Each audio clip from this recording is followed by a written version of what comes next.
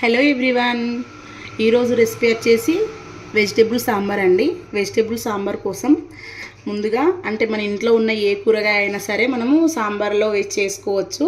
So నేనైతే ప్రజెంట్కి వంకాయలు, carrot, ఆలుగడ్డ వేస్తున్నాను. అందులోకి కొన్ని పచ్చిమిర్చి, ఉల్లిపాయ ముక్కలు కూడా కట్ చేసుకొని పెట్టుకోవాలి.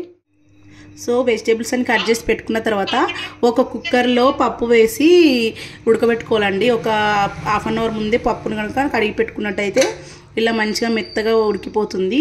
దీంట్లో నేను కొన్ని పచ్చిమిర్చి కూడా యాడ్ చేశాను, ఎందుకంటే పోపులో వేస్తే ఎక్కువ పచ్చిమిర్చి తగులుతాయి కదా.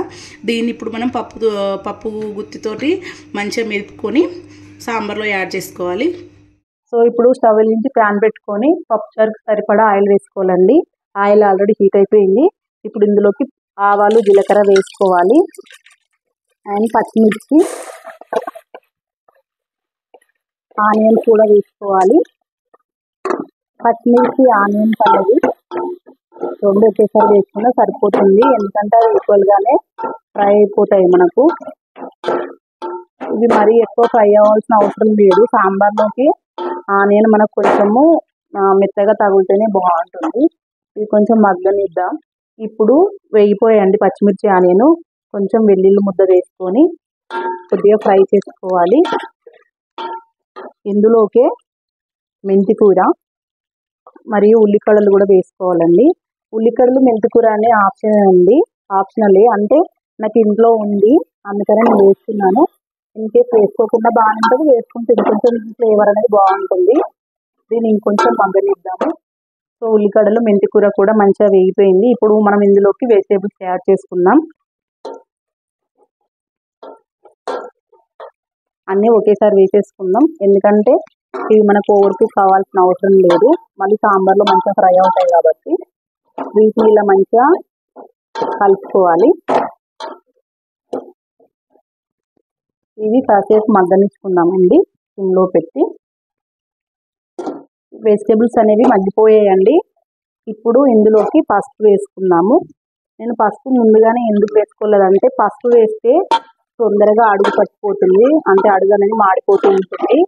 ఇప్పుడైతే మనకి మాడిపోదన్నమాట. ఇప్పుడు ఇందులోనే 2 చిన్నవి మీడియం సైజు టమాటాలు వేసుకుందాము. టమాటా కాస్త మగ్గనిచ్చాక ఇందులోకి పులుపు అనేది యాడ్ చేసుకుందాం. టమాటా కూడా మంచిగా మగ్గిపోయిందండి.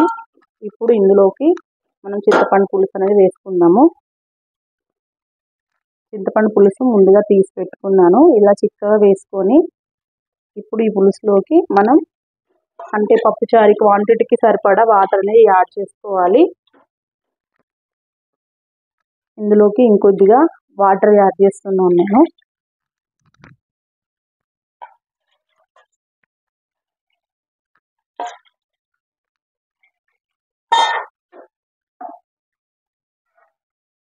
ఇప్పుడు ఇందులోనే కొద్దిగా సాల్ట్ మరియు కారం కూడా వేసుకుందాము.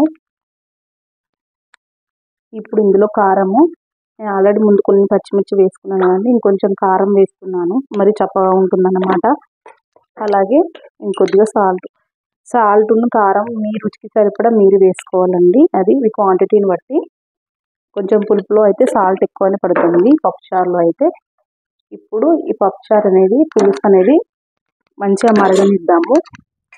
ఇందులోకి ఇప్పుడు కరివేపాకు కూడా వేసుకుందాము. దీని పోపులో వేయాల్సిన అవసరం లేదు కరివేపాకు అనేది, ఇలా అయితేనే టేస్ట్ బాగుంటుంది. పులుసు అనేది మనకు ఒక పొంగు వచ్చిన తర్వాత ఇందులో మనం పప్పు యాడ్ చేసుకుందాం. సో పప్పుచారు అనేది ఇలా మరుగుతున్నప్పుడు ఇందులో మనము పప్పు యాడ్ చేసుకోవాలండి.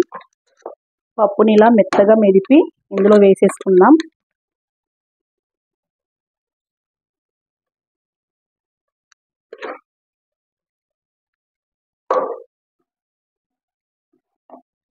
ఇలా అంతా మిక్స్ చేసుకొని ఇంకోసేపు 10 నిమిషాలు అలా మరగనిచ్చేసి స్టవ్ ఆఫ్ చేసుకుంటే సరిపోతుంది. ఇలా పప్పు, చింతపండు పులుసు వేసిన తర్వాత పప్పు వేస్తే ఏంటంటే చాలా మంచి టేస్ట్ ఉంటుంది సాంబార్ అనేది. చూసారండి, సాంబార్ అనేది మరిగిపోయింది. ఇలా మరుగుతున్నప్పుడు ఈ స్టేజ్లో కొద్దిగా బెల్లం వేసుకోవాలి. బెల్లం అనేది మనకు పులుపుని, ఉప్పు, కారం అనేది బ్యాలెన్స్ చేస్తుంది. రుచి కూడా చాలా బాగుంటుంది.